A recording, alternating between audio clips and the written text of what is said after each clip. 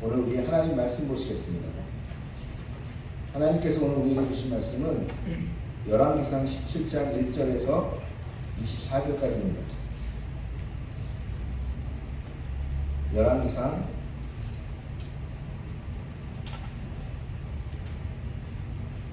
17장 1절에서 24절까지입니다. 제가 가진 성경으로는 구약 545쪽에 있습니다. 열왕기상 17장 1절에서 24절까지. 오늘은 좀 깁니다. 우리 모두 일어나셔서 우리 하나님의 말씀을 한 절 한 절 교독하도록 하겠습니다. 열왕기상 17장 1절에서 24절까지입니다. 길앗에 우거하는 자 중에 기셉 사람 엘리야가 아합에게 말하되 내가 섬기는 이스라엘의 하나님 여호와께서 살아계심을 두고 맹세하노니 내 말이 없으면 수년 동안 비도 이슬도 있지 아니하리라 하니라. 너는 여기서 떠나 동쪽으로 가서 요단 앞 그릿 시내가에 숨고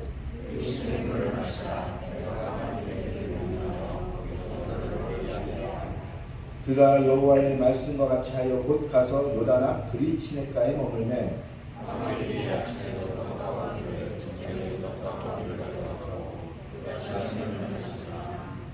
땅에 비가 내리지 않으므로 얼마 후에 그 시내가 마르니라. 너는 일어나 시돈에 속한 사르밧으로 가서 거기 머물라. 내가 그곳 과부에게 명령하여 내게 음식을 주게 하였느니라.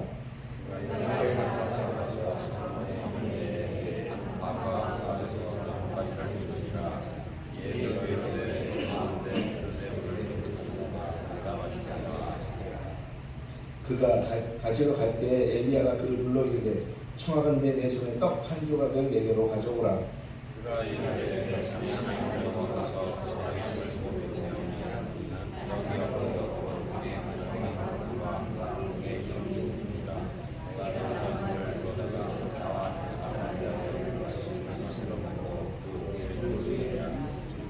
엘리야가 그에게 이르되 두려워하지 말고 가서 내 말대로 하려니와 먼저 그것으로 나를 위하여 작은 떡 한 개를 만들어 내게로 가져오고 그 후에 너와 내 아들을 위하여 만들라. 이스라엘 하나님 여호와의 말씀이 나 여호와가 그를 쓰는 것같이 동의 가로와 떨어지지 아니하고 동의 길이 없어지지 아니하리라 하셨습니다. 그가 가서 엘리야의 말대로 하였더니 그와 엘리야와 그의 식구가 여러 날 먹었으나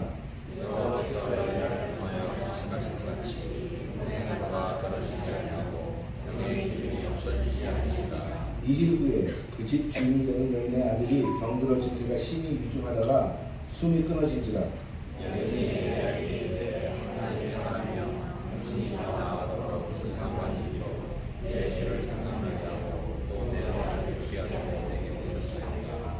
엘리야가 그에게 그의 아들을 달라 하여 그를 그 여인의 품에서 받아 안고 자기가 거처하는 다락에 올라가서 자기 침상에 누이고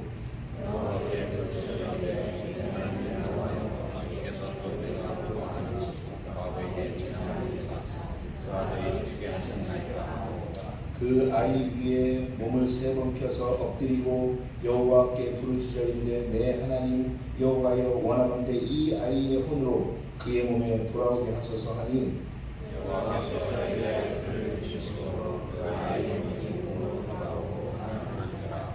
엘리야가 그 아이를 안고 다락에서 방으로 내려가서 그의 어머니에게 주며 이르되 보라 내 아들이 살아났느니라.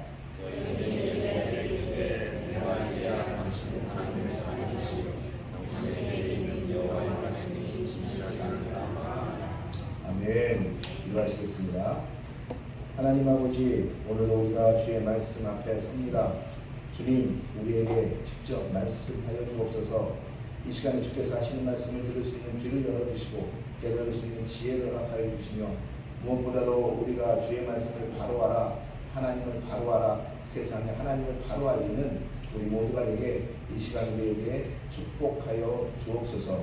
사단은 수마귀가 우리의 마음을 앗아가지 못하도록 하나님 아버지 지켜주시며 온전히 주의 말씀에 집중하게 우리를 이끌어 주옵소서. 예수님의 이름으로 기도하옵나이다. 아멘. 작사하시겠습니다.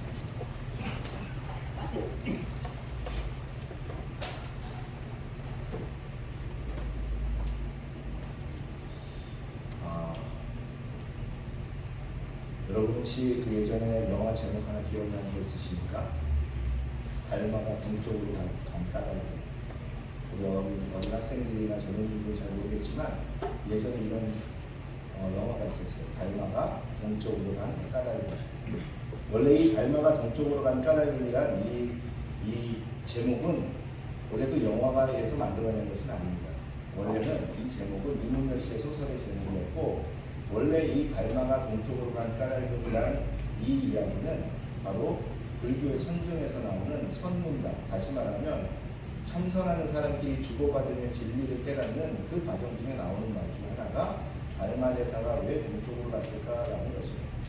우리가 아는 것처럼 달마대사는 중국 사람으로 많이 알죠. 그러나 달마대사는 중국 사람이 아닙니다. 원래 달마는 인도 사람. 인도에서 보니까 중국은 어디죠? 중국은 동쪽에 있습니다. 원래 인도에 있던 그 달마의 스승이 죽으면서 내가 죽거든 너는 중국으로 가서 그 불법, 다시 말하면 그 불법을 다시 설파하여 그곳에 전도하라라는 그 말을 따라서 달마는 동쪽으로 갑니다. 동쪽으로 가서 그는 중국에 가서 그는 그곳에서 불교를 전파하면서 그가 머물던 곳, 더 동쪽으로가 지금의 우리가 잘 아는 소림사에서 무술을 연마한 건 아니고요. 소림사에서 그는 벽을 보며 참선하며 그는 무언가 깨달았다 해서 그가 만든 종교가 바로 선종이에요. 선종. 크게 불교에는 교종과 선종 두 개로 나뉘잖아요. 우리가 예전에 배웠지만 그 교종은 말씀 위주의, 다시 말하면 그 법문, 부처님이 말씀하신 경전 위주의 그러한 깨달음이라면, 이 선종은 그 법문, 다시 말하면 그 경전에 의한 깨달음이 아니라 자신이 참선하고 무언가를 도를 닦아서 인생의 깨달음을 얻는 것이 선종의 특징이에요. 대한민국에 있는 대부분의 불교는 선종입니다. 교종이 아니에요. 왜냐하면 그렇기 때문에 참선을 많이 강조하고 있어요. 달마가 동쪽으로 간 까닭은, 그런데 다시 말하면 전도하러 간 것이에요. 그런데 달마가 동쪽으로 간 까닭은 무엇입니까? 라고 우리가 그 이야기를 던질 때는 어떠한 의미를 갖고 있냐면, 달마가 동쪽으로 간 까닭을 하면서 나오는 대부분의 이야기는 뭐냐면, 우리의 삶의 진정한 진리가 무엇이냐라는 것을 물어볼 때 이 선종에서는 달마대사가 동쪽으로 간 까닭은 무엇이겠느냐라고 묻는다라는 것입니다. 여러분, 달마대사만 동쪽으로 간 것은 아닙니다.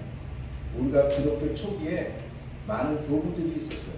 많은 교부들. 다시 말하면 아빠들이라고 불리던 이 교부들, 지금으로 따지면 목회자들이죠.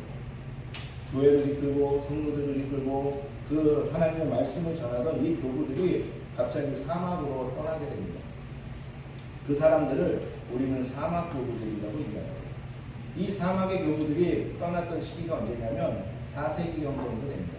이 4세기가 언제냐면 우리가 잘 아는 것처럼 콘스탄티누스 대제, 콘스탄티누스 동로마 제국의 가장 로마 제국의 황제였던 콘스탄티누스 황제가 기독교를 국교로 공인한 후에, 기독교를 국교로 공인하고 난 후, 다시 말하면 지금까지 지하에서 지금까지 기독교인이라고 수많은 핍박과 죽임을 당했던 이 사람들이 드디어 기독교가 그 로마, 자신들을 죽였던 그 로마의 국교로서 당당히 서게 되었고, 그렇게 된 다음에 이제 이들은 어떻게 됐느냐, 그 기독교를 마음껏 전파할 수 있고 마음껏 신앙생활을 할 수 있는 때가 되었어요. 그런데 이때 몇몇 교부들이 그곳에 안주하지 않고 사막으로 떠나기 시작합니다. 이 사람들을 사막의 교부들이라고 얘기합니다. 이 사람들은 그렇다면 왜 사막으로 떠났을까? 그들이 사막으로 떠난 이유는 무엇일까라는 것이죠. 가장 큰 건 무엇이었냐면 믿음의 순수성을 그들이 지키기 위해서 사막으로 떠났습니다. 여러분, 사막이라는 곳이 어떤 곳이죠? 사막이라는 곳은 물도 없고 풀도 없고 먹을 것도 없고 인간이 살아갈 수 없는 아무것도 없는 공간이 바로 사막이에요. 그런데 그들이 그 사막이라는 곳, 인간이 살아갈 수 없는 곳, 인간이 살기에는 가장 고통스럽고 고난스러운 곳으로 그들이 떠난 이유는 다른 것이 아니라 순수한 믿음과 하나님과 함께 하나님을 더 깊이 만나기 위해서 그곳으로 갔다라는 것입니다. 아니, 하나님을 더 깊이 만나기 위해서 믿음 생활 철저히 하고 하나님 앞에 예배도 열심히 하는 분들이 왜 사막으로 갔을까라는 것입니다. 당시에 기독교가 로마의 국교로 공인된 후에 많은 부작용들이 나타나기 시작했습니다. 순수했던 믿음들이 사라지기 시작했고 정치와 결탁한 교회들은 그곳에서 문제와 불패들이 양상되기 시작했습니다. 그러면서 그들의 순수한 믿음이 사라지고 소위 말해서 순교가 자신들의 믿음의 가장 큰 것이라고 생각했던 초대 기독교인들은 이제는 순교나 아니면은 예수님에 대한 순수한 열정은 그들에게 중요한 것이 아니었어요. 믿음의 순수성이 변질됐을 때 그때 그 교부들이 선택한 것은 무엇이냐? 나의 삶의 안락함과 나의 삶의 평안함을 버리고 그들은 스스로 하나님께 가까이 가기 위해서 어디로 갔냐면 사막으로 갔다라는 것이에요. 여러분, 이 사막으로 간 교부들을 통해서 일어난 운동이 무슨 운동이냐? 바로 수도원 운동이에요. 수도원은 어떤 것이죠? 내가 나의 세상의 안일한 삶과 안락한 삶을 모두 끊어내고 내가 하나님 앞에서 하나님께만 바라보며 살겠습니다 하고 들어가는 곳이 수도원이에요. 그곳에서 그들은 수도를 하고 하나님 앞에 일을 해야 했고 그들이 어려움을 스스로 자초하여 하나님 앞에 나아가며 그들이 있었던 그곳이 수도원이라는 거죠. 왜 그 교부들이 사막으로 갔느냐? 그것은 다른 것이 아니라 사막에서 고난 가운데 하나님 앞에 더 가까이 가기 위해서였어요. 사막이라는 먹을 것도 없는 곳, 풀도 없는 곳, 물도 없는 곳, 아무것도 없는 그 자리에서 오직 하나님의 도우심이 없이는 나는 살 수 없습니다. 나는 그 믿음의 고백과 그것을 경험하며 하나님을 경험하기 위해서 그들은 수도원으로 갔다라는 것입니다. 무엇을 지키기 위해서? 나의 순수한 믿음을 지키기 위해서. 무엇을 하기 위해서? 그 하나님을 만나기 위해서. 그들이 그 수도원으로 간 것입니다. 다시 말하면 하나님을 만나고 하나님께 더 가까이 가기 위해서 그들은 얼마든지 나의 고난과 고통을 그들은 감내하며 나아가기로 결심했다라는 것입니다. 우리가 지난 시간에 말씀을 보았습니다. 우리가 지난 시간에 사무엘상 속에서 나온 바로 그 미스바 대각성운동에서 그들은 하나님께 나와 사무엘이 드디어 그들의 지도자가 되고 사무엘이 그들의 지도자로서 첫 번째 한 것이 무엇이었냐? 기도하자라는 것이었어요. 어디로 모여서? 이 미스바에 모여서 하나님 앞에 우리의 모든 죄를 고백하며 기도하자라는 것이었어요. 그들이 고백하며 기도하며 하나님 앞에 나아갔을 때 그들은 그 하나님의 신앙을 찾을 수 있었는데 그 신앙을 찾고 나서 그들에게 온 것은 무엇이었냐? 바로 재앙이었다라는 것이었어요. 다시 말하면 그들이 기도 앞에 하나님 앞에 나아가고 기도로서 하나님 앞에 나아가고 그들이 신앙을 되찾고 하나님 앞에서 그들이 살아가야 할 방법을 찾았을 때 그들 앞에 찾아오는 것이 무엇이었어요? 재앙이었어요. 그러나 그들은 그 재앙, 블레셋이라는 사람들이 그들 앞에 다가와 그들을 죽이려 할 때 그들은 무엇으로 나아가기 시작했느냐? 다시 기도로 나아가며 그 재앙을 기도로 막아냈습니다. 그래서 지난 시간에 말씀드렸지만 바로 기도는 재앙을 막아낸다라고 이야기했어요. 기도는 재앙을 넘어가게 한다라고 했어요. 우리 앞에 있는 고난과 재앙은 바로 기도로서 우리는 물리칠 수가 있고 기도로서 우리는 그 재앙을 막아낼 수 있다라고 이야기했어요. 그러면서 오늘 두 번째로 이야기하는 것은 뭐냐면 그렇다면 이 기도는 어떻게 꽃피우냐라는 것입니다. 오늘 제목에 보니까 기도는 고난 가운데 꽃을 피운다라고 이야기했어요. 오늘 본문의 말씀은 그렇습니다. 우리가 너무나 잘 아는 열왕기상 17장의 이야기. 드디어 엘리야라는 거대한 엘리야라는 굉장한 선지자가 나타나기 시작합니다. 그가 나타나서 첫 번째 한 말은 무엇이냐면 아하방으로. 당시에 아하방 하면은 중근동에서 이 북이스라엘을 가장 강력한 당시 그 옆에 있던 모압도 암몬도 그 어떤 시리아 그 누구도 이 북이스라엘을 칠 수 없을 정도로 강력한 군대를 이루었고 가장 강성한 북이스라엘의 왕국을 만들었던 그 왕 아합 그 왕 아합 앞에 가서 이 엘리야가 던진 첫 마디가 무엇이냐? 다른 것이 아니라 내가 다시 말하기 전까지는 이 북이스라엘 땅에 비와 이슬이 아예 없을 것이다 라는 것이었어요. 여러분 아합 왕은 어떤 왕입니까? 아합 왕은 바로 다른 사람이 아니라 왜 아합 왕이 굉장히 우리 성경 속에서 지탄을 받냐 하면 아합 왕은 그가 스스로 바알을 바라보고 있어요. 바알의 신전을 짓고 그의 안에 이세벨과 함께 아세라의 신전을 짓고 그 앞에 왕이 직접 나아가 바알과 아세라에게 경배하며 예배를 올렸던 사람이 아합입니다. 이 바알의 신이 어떤 신이죠? 바알은 농사의 신이에요. 왜? 바알은 비를 광장하는 신이었어요. 다시 말하면 이 운길, 이 이스라엘이라면서 중근동에서 비라는 것은 농사짓기에서 너무너무 중요한데 이 비를 관장하는 신이 누구냐? 바로 바알이었어요. 그 바알을 섬기던 비를 관장하던 그 아합에게 가서 오늘 엘리야가 하는 이야기가 무엇이냐면 내가 내 하나님 여호와께서 나에게 말씀하셨는데 내가 너에게 다시 나타나 말하기 전까지는 이 땅에 뭐가 없다고요? 네가 섬기는 바알을 통해서 너는 비를 얻고자 하지만 비가 이제 없을 것이다 라는 것이고 이슬까지도 내리지 않을 것이다 라고 얘기합니다. 가뭄을 선포하고 가요. 얼마나 멋지고 얼마나 기계가 충만하며 용감한 이 발언입니까? 여러분 엘리야라는 이름의 뜻을 아십니까? 엘리야는 바로 야훼만이 나의 하나님이라는 뜻이에요.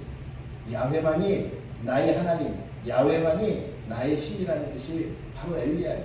이 엘리야는 야훼께서 하신 그 말씀, 우리가 이야기하는 하나님이 하신 그 말씀, 이제 이곳에 비가 오지 않을 것이다. 언제까지? 이 엘리야가 다시 와서 말할 때까지 이곳에 비는 없을 것이다 라는 것을 굉장히 당당하고 용감하게 선포하고 떠납니다.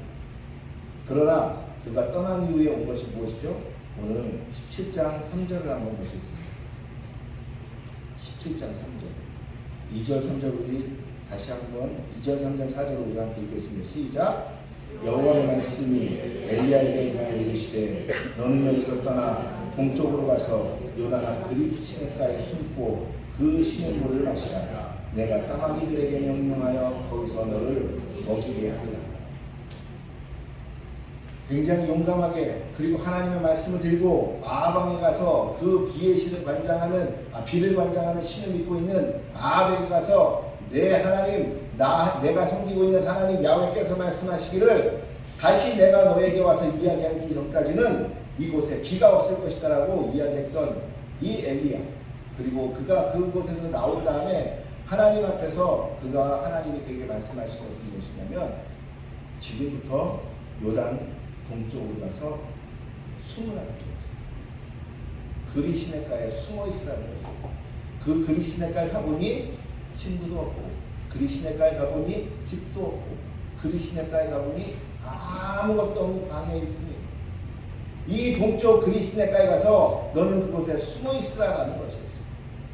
하나님께서는 이 엘리야에게 선포하기를 비가 없을 것이다 라고 아하방에게 선포하게 한 후에 그를 보낸 곳이 어디냐? 그 광야 속 그 아무도 없는 곳, 아무도 그를 도울 수 없는 곳, 오직 숨어 있을 만한 곳이 그 그릿 시냇가로 하나님은 보냈다라는 것입니다. 하나님은 왜 엘리야를 그곳으로 보내셨을까요? 왜 이런 선포를 하고 엘리야를 그곳으로 보냈을까요? 바로 하나님은 엘리야를 통해서 그에게 무언가를 알려주고 그에게 무언가를 통해서 그 엘리야가 엘리야답게 만드시려고 하나님은 엘리야를 그곳으로 보내는 것입니다. 다시 말하면 이 엘리야가 하나님의 말씀을 전하고 그 왕에게 전하고 그의 삶이 탄탄대로가 열리고 하나님 앞에서 복을 받는 삶이 아니었고 무엇이냐면 바로 그의 삶은 고난의 길로 들어서기 시작했다는 것입니다. 여러분, 그의 삶이 고난의 길로 들어서기 시작했어요. 어떠한 고난의 길? 그 앞에는 이제 먹을 것도 없습니다. 어떤 고난의 길? 그가 말을 하며 함께할 사람도 없는 곳, 집도 절도 없는 곳, 아무것도 할 수 없는 곳으로 하나님은 그를 보내버리죠. 그러면서 그가 까마귀가 물어다 주는 그 음식이 없이는 살아갈 수 없는 존재로 만들어버리죠. 내가 할 수 있는 모든 것이 아무것도 없고 내가 나의 목숨을 위해서도 할 수 있는 것이 아무것도 없고 아무것도 할 수 없는 그곳으로 하나님은 지금 엘리야를 보내신다는 것입니다. 왜? 엘리야를 통해서 하나님은 무언가를 말씀하시려고 했습니다. 그것이 무엇이냐? 바로 엘리야를 하나님의 기도자로 만들기 위해서 그것을 보내시는 것입니다. 여러분, 우리가 잘 아는 것처럼 모세가 왕자로서 드디어 각성했습니다. 각성해서 그가 무엇을 했죠? 그가 각성하고 내가 히브리 사람이구나, 히브리 형제를 사랑하는 마음으로 그가 히브리 사람들의 리더자가 되려고 했지만 그가 그것을 각성한 후에 그에게 다가온 것은 무엇이었냐면 그의 고난의 행군이 시작되게 됩니다. 몇 년 동안? 40년 동안. 그는 광야로 나가 그는 미디안에서 양치기로 살아가는 사람이 되었다는 것입니다. 오늘 다시 말하면 하나님 앞에 불림을 받아 하나님 앞에 쓰임을 받기 전에 무엇을 하게 되느냐? 오늘 엘리야는 하나님 앞에 쓰임을 받기 전에 고난의 광야 속으로 내던져지게 됐다는 것입니다. 그것을 통해서 그는 하나님을 경험하기 시작합니다. 여러분, 바로 이 고난과 고통은 기도의 양분인 것이에요. 고난과 고통이 없이는 기도할 수 없다라는 것이에요. 여러분, 기도가 무엇입니까? 기도는 하나님을 인정해 드리는 거예요. 기도는 하나님 앞에 나아가 하나님과 이야기하는 것이에요. 그러면서 하나님을 통해서 내가 하나님을 인정해 드리고 내가 누구인지를 깨달아가는 게 기도예요. 여러분, 기도하지 않는다라는 것은 무엇이죠? 기도하지 않는다라는 것은 나는 하나님 앞에 하나님을 인정하지 못하는 거예요. 하나님보다는 내가 더 살아있어야지. 여러분, 그렇기 때문에 내가 나의 삶이 아니하고 나의 삶이 아직도 행복하고 나의 삶이 평안하다면 여러분 기도 많이 하십니까? 안 하십니까? 솔직하게 말해보세요. 평안한 나의 삶, 나는 아무것도 구하지 않아도 나는 부족함이 없는 삶이라면 우리는 기도하지 않아요. 나태하기 시작해요. 왜? 로마가 국교로서 그리스도교, 그 기독교를 국교로서 공인했을 때 그것이 공인됨과 동시에 바로 찾아온 것은 무엇이었냐? 교회의 타락이었어요. 여러분, 그렇게 교회는 정치와는 결별해야 돼요. 여러분, 교회가 정치와 함께 정경유착이 되기 시작하면 교회는 어떻게 되느냐? 그 안락함에 타락하기 시작해요. 여러분, 사단은 교회를 어떻게 타락시키느냐? 여러분, 사단은 어떻게 여러분들을 타락시키느냐? 여러분에게 안락한 삶, 여러분에게 평안한 삶, 이것을 통하여 하나님께 구할 게 없는 삶을 만들어버리게. 여러분, 안락한 삶은 대부분의 안락한 삶을 사는 사람들은 하나님을 구하지 않습니다. 여러분, 그렇기에 하나님을 구하는 삶으로 하나님은 이끌어 가시기 시작하세요. 나는 너를 사랑하거든. 나는 너와 함께하고 싶거든. 나는 너와 이야기하고 싶거든. 나는 너를 쓰고 싶거든. 그럴 때 하나님은 그 사람을 하나님과 함께 할 수 있는 자리로 그들을 내모시기 시작한다는 것이에요. 오늘 엘리야를 쓰기 위해서 하나님은 먼저 하시는 것이 무엇이냐? 그를 하나님과 교제할 수 있고 하나님 앞에 쓸 수 있도록 그를 광야 가운데 내모시는 것이었어요. 그를 하나님이 내가 너를 쓰겠다라고 이야기하신 다음에 하나님의 은혜가 찾아온 것이 아니라 하나님이 알 때까지, 하나님과 함께 할 때까지 그를 광야 속으로 내모는 거예요. 여러분, 그렇게 고난과 광야는 무엇이냐? 내가 하나님을 찾을 수밖에 없는 그 하나님을 찾게 되는 양분이며 동기가 된다는 것이에요. 여러분, 그렇기에 여러분에게 고난이 찾아왔을 때 여러분은 빨리 깨달으셔야 돼요. 무엇을? 하나님이 나를 부르시는 거예요. 하나님의 나를 찾으시는구나. 인간은 고난을 통해서만이 낮아지게 되어 있어요. 여러분, 내가 하나님 앞에 나아가려면 내가 낮아져야 되거든요. 내가 낮아지기 위해서는 무엇밖에 필요 없느냐? 인간이 죄인이라는 걸 여러분 한시도 잊지 마십시오. 내가 죄인이라는 것을 잊지 마시라는 것입니다. 인간은 조금이라도 평안하면 이것이 하나님께로부터 온 것이 아니라 나 때문에 온 것이라는 착각을 하게 됩니다. 여러분, 그렇게 고난은 우리를 다시 낮추십니다. 고난을 통해서 우리는 낮아지고, 고난을 통해서 우리가 낮아질 때 다시 하나님이 보이기 시작하고, 다시 하나님이 보이기 시작할 때 소위 말해서 고난을 통하여 우리는 하나님 앞에 기도하며 나아가기 시작한다. 여러분, 기도는요 누군가한테 배우는 것이 아니에요. 여러분, 기도는요 누군가한테 전수받는 것이 아니에요. 기도는, 기도자는 만들어지는 것이에요. 누구로부터? 하나님으로부터 만들어지는 것입니다. 기도자는 만들어지는 것이기에 하나님은 그 사람을 사용하시기 위해서 먼저 하나님과 교통하며 하나님의 사람으로 만드시는 것입니다. 그것이 무엇이냐? 고난을 통해서 기도자를 만들어 가시는 것입니다. 기도하는 사람으로 만드는 것입니다. 여러분, 혹시 고난 가운데 있다고 생각하십니까? 여러분, 혹시 나는 지금 어려움 가운데 있다고 생각하십니까? 여러분, 혹시 나는 지금 제약 가운데 있다고 생각하십니까? 여러분, 그러면 하나님이 여러분을 사용하시기 위해서 지금 여러분을 낮추시는 과정이라고 되어 있습니다. 그리고 얼른 하나님 앞에 나아가는 것입니다. 여러분, 또한 하나님께서 이 기도 고난 가운데서 우리는 무엇을 하느냐? 하나님을 깨닫고 하나님 앞에 나아가며 우리 스스로가 살아갈 때 하나님의 말씀밖에는 볼 것이 없구나 라는 것을 깨닫는 것입니다. 다시 말하면 나를 구할 것이 하나님의 말씀이구나, 내가 나아갈 것이 하나님의 말씀이구나라는 것이에요. 여러분 오늘 보니까 엘리야가 지금 어떻게 됐어요? 하나님 앞에 가서 오늘 까마귀가 갖다 주는 것을 먹고 그곳에서 숨어 있었어요. 그래서 하나님과 내가 동행하는구나 라고 생각했더니 어떤 것이었어요? 결론은 가뭄 때문에 그리 시냇가가 말라버리고 더 악한 상황이 되어왔어요. 더 악한 상황. 여러분 그럴 때 엘리야는 무엇을 찾았을까요? 엘리야는 이곳에서 지금 다른 어떤 땅을 파서 물을 찾기 시작했을까요? 제 생각엔 엘리야는 간절하게 하나님이 그에게 하실 말씀을 구하고 있었다고 저는 생각합니다. 왜냐하면 하나님의 말씀 때문에 여기까지 왔거든요. 이제는 이곳에서 의지할 것은 하나님밖에 없거든요. 그렇기 때문에 하나님께서 나에게 무엇을 말씀하시는지 아마 엘리야는 그 말씀을 구하고 있다고 저는 생각합니다. 여러분 그렇기 때문에 기도하는 사람은 무엇을 찾는 사람이냐? 하나님의 입을 찾는 사람이에요. 하나님의 입을 바라보는 사람이에요. 하나님의 말씀을 바라보는 사람이에요. 그래서 고난을 통해서 기도하는 사람은 하나님께서 쓰실 사람은 그 사람이 하나님의 입만 바라보도록 그 사람을 만들어 가신다는 거죠. 하나님으로부터 나오는 그 말씀을 통해서 내가 어디로 가야 될지, 내가 어떻게 해야 될지 그것을 찾는 상태로까지 하나님은 만들어 가신다는 것입니다. 그런데 그 고난 가운데서 하나님은 우리를 버리지 않으십니다. 그 가운데서도 하나님은 계속적으로 우리를 공급하세요. 여러분 하나님은 이 고난을 통해서 하나님의 사람을 만드시려는 거지 하나님 고난을 통해서 우리를 죽이시려는 것이 아니에요. 오늘 엘리야를 하나님이 부르시고 그를 아합에게 하나님의 말씀을 선언케 하신 후에 내가 너를 사용하겠다 엘리야를 부르신 다음에 하나님은 그린 시냇가를 보낸 이 하나님은 엘리야를 죽이지 않으세요. 까마귀를 통하여 엘리야를 먹이세요. 더 나쁜 상황이 와서 엘리야가 하나님을 부르짖을 때 하나님은 사르밧 과부를 죽이시죠. 하나님은 엘리야를 죽지 않게 만드세요. 여러분 이 고난이 여러분이 혹시 고난이라고 생각하는 것이 절대로 여러분을 죽이지 않습니다.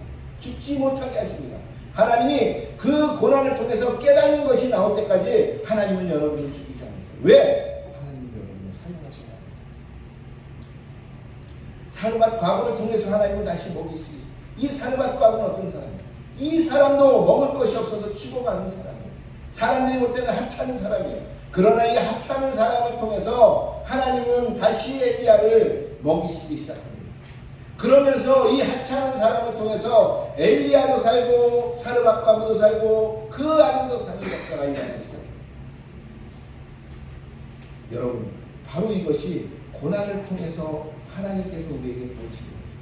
하나님은 고난을 통해서 우리가 기도자로서 기도하는 것으로 하나님 앞에 더 가까이가 하나님을 찾고 하나님의 말씀을 구하는 사람으로 만들어 가시면서 그것을 통해서 하나님은 기적을 통해 하나님을 경험케 하시는 것입니다.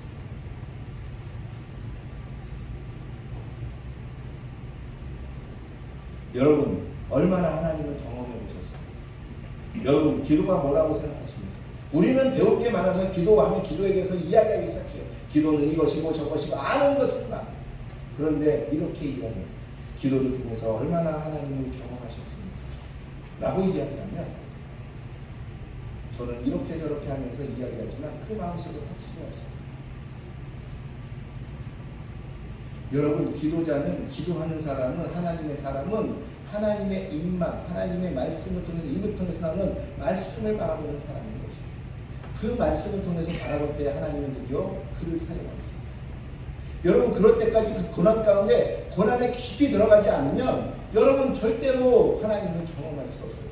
그 고난 가운데 하나님을 경험시키세요. 그 고난 가운데 하나님은 해치고 나오게 하세요. 그 고난이 무서워 내가 그 고난을 겨우겨우 이기고 살아온 줄 알았는데 뒤돌아보니 그 고난 가운데 나를 인도하신 하나님을 만날 수 있게 하신다는 것입니다. 그러면서 하나님은 바로 아주 작은 것에서까지 우리를 인도하는 그 하나님의 경험을 하게 하시는 그 하나님을 통하여 우리는 하나님의 사람, 하나님의 종, 하나님의 기도자로 태어나기 시작하는 것입니다. 여러분 이 결과가 어떻게 됐습니까? 이 엘리야의 결과가 어떻게 됐습니까? 산과 과부를 통해서 그들도 먹고 엘리야도 먹고 모두가 행복하게 끝나 이제 하나님의 복이 오나 싶었더니 더 큰 고난이 오거든요. 무엇이죠? 오늘 말씀을 보니까 산과 과부의 아들이 죽습니다. 이전까지 하나님의 입을 바라보며 하나님께로부터 무엇이 내려올까 그리고 두려움에 떨고 있었던 이 엘리야. 그러나 이 엘리야는 이제부터는 능동적으로 무엇을 하게 되냐면 그 아들을 나에게 데려오라고 이야기합니다. 그리고 그 아들을 안고 올라가 그의 방에서 하나님 앞에 무엇을 하기 시작해요? 기도하기 시작합니다. 하나님, 이 아이를 살려주십시오. 하나님, 이 아이를 살려주십시오. 그의 입에서 드디어 기도가 나오기 시작합니다. 하나님, 만군의 주 하나님, 나를 만드시고 나를 여기까지 인도하시며 나를 경험케 하시는 그 하나님, 이 아이를 살려주십시오. 이 아이를 살려주십시오라는 그 기도가 입에서 나오기 시작합니다. 그 기도가 입에서 나올 때 하나님은 그 기도를 외면치 않았어요. 그리고 그 믿음의 기도는 아이를 살리는 역사가 일어나기 시작합니다. 이럴 때 하나님은 이제 무엇을 하시죠? 이 엘리야를 통하여 드디어 우리가 잘 아는 바로 열왕기상 18장의 그 전투, 영적 전투가 벌어지기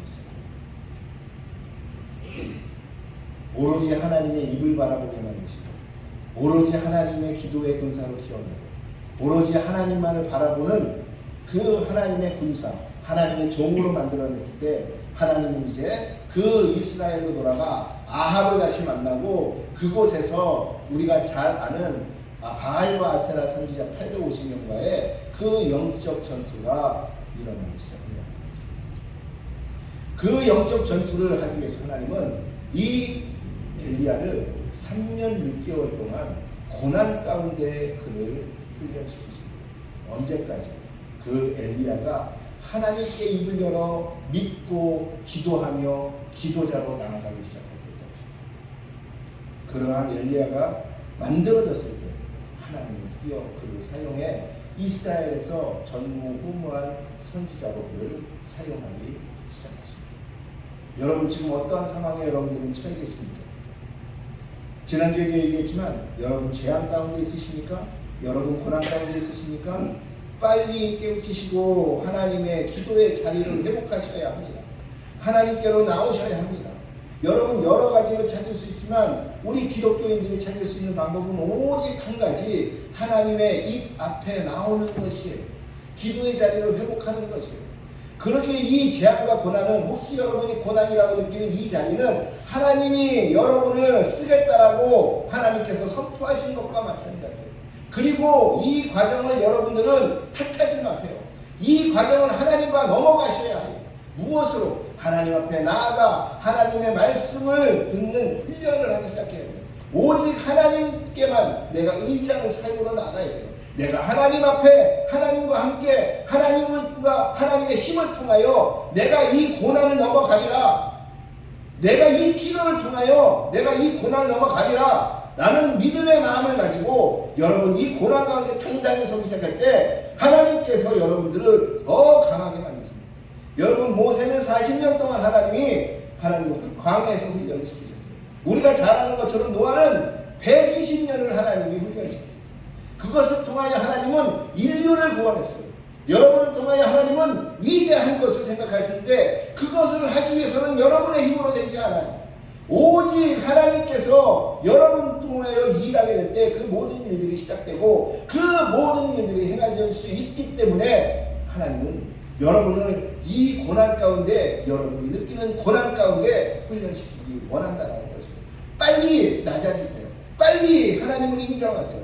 빨리 하나님께 구하세요. 빨리 하나님 당신만이 나를 이 고난에서 구원하실 수 있습니다. 하나님 이 고난을 통해서 내가 오직 다른 것이 아니라 하나님 당신 한 분만 바라봅니다. 하나님 당신이 아무리 큰 고난이 나에게 올지라도 나를 죽이지 않으시고 나를 이 고난 가운데서 죽게 만들지 않으시고 나를 살리셔서 나를 끝내는 하나님의 도구로 만들 걸 믿습니다 라고 하며 기도 가운데 하나님께 점점 더 다가갑니다.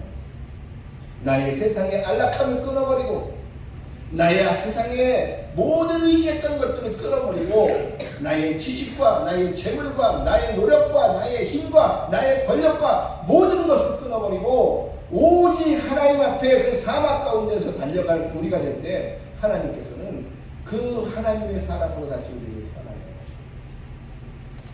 그렇게 될 때 우리는 세상이 감당치 못하는 자들이 되는 것입니다. 그렇게 될 때 우리는 하나님으로 세상을 이기는 자들이 되는 것입니다.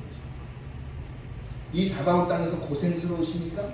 이 다바온 땅에서 살아가는 자체가 힘드십니까? 하루하루 먹고 사는 게 너무 힘듭니까? 왜 힘들까요? 내가 능력이 없어서요? 하나님은 능력 있는 사람 따지지 않습니다. 내가 원래 가진 자본이 없어서요? 하나님은 자본을 따지지 않습니다. 여러분이 믿으시는 하나님은 그 상황을 통해서 여러분을 사용하기를 원하신다라고 말씀하고 계신다라는 거죠. 깨달으시고 기도의 자리입니다. 그 자리를 회복하십시오. 기도 자리, 하나님의 충성된 군사로 다시 서십시오. 그렇게 될 때 재앙은 멈추고 고난은 끊어지게 됩니다. 그 고난은 이제 더 이상 나의 고난이 아닌 하나님이 나에게 하나님을 만나게 하시는 축복의 자리가 될 것입니다. 그것을 통하여 하나님께서 나를 통해 그분의 일을 세상 가운데 이루어내실 것입니다. 그렇게 쓰임을 받는 저와 여러분들을 주의 이름으로 축원하겠습니다. 기도의 자리를 회복하시는 저와 여러분들에게 주의 이름으로 축원하겠습니다. 여러분 고난을 두려워하지 마십시오. 그리고 고난을 두려워하시기보다 그 고난 너머에 있는 그 하나님을 보십시오. 그래서 우리가 기도의 자리는 바로 고난을 통하여 하나님을 깨닫는 저와 여러분 되기를